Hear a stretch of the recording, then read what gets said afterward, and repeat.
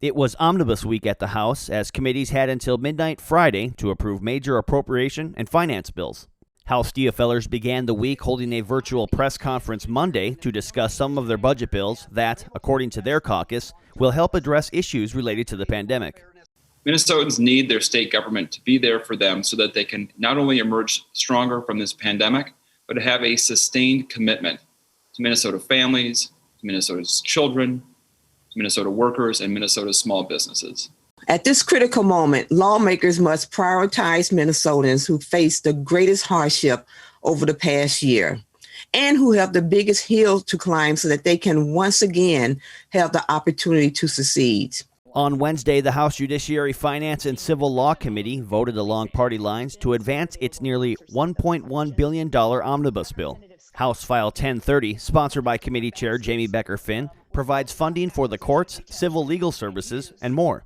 To name a couple of the very important things that are included in this bill, the fines and fees reform, civil asset forfeiture reform, the hate crime statute updates, and really, at the forefront and at the top of a lot of people's minds, including the things that fall within our jurisdiction related to fixing the rape, the loophole, the intoxication loophole in our criminal sexual conduct statute, I think is incredibly important. So I'm really proud of this bill and the reforms that we were able to include. A nearly $1 billion omnibus state government finance and elections bill received committee approval Wednesday. Committee Chair Michael Nelson sponsors House File 1952 that also contains state and local election policy changes, including establishing procedures for automatic voter registration when applying for a driver's license or state identification card, and restoring the right to vote to individuals convicted of a felony once they are released from incarceration. It would also create a legislative commission on cybersecurity. The bill passed 8-5, with Republicans displeased with how the bill was crafted. I recognize that this is a bill that you have the votes for, and that it contains things that heretofore we would have made sure we had a bipartisan effort to move it out, namely the elections provisions that are in the bill. I find that troubling. The House Public Safety and Criminal Justice Reform Finance and Policy Committee approved its $1.8 billion omnibus proposal Thursday. Before the meeting, House DFL leaders held a press briefing to illustrate the importance of their proposal.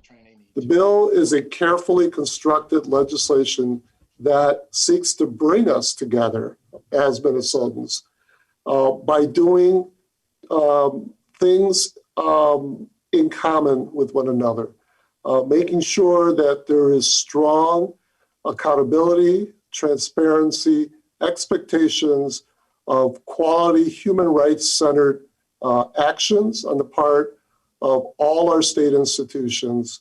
House File 1078, sponsored by Committee Chair Carlos Mariani, would fund the Department of Public Safety, the Department of Corrections, and other public safety agencies over the upcoming biennium.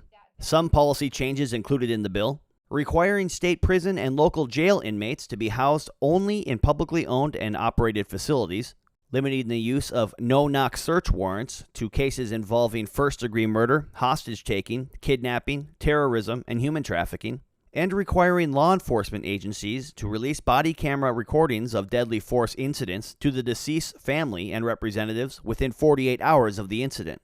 House File 1078 was approved along party lines 11-8. Representative Brian Johnson, the committee's Republican lead, shared his perspective. This is my 5th term.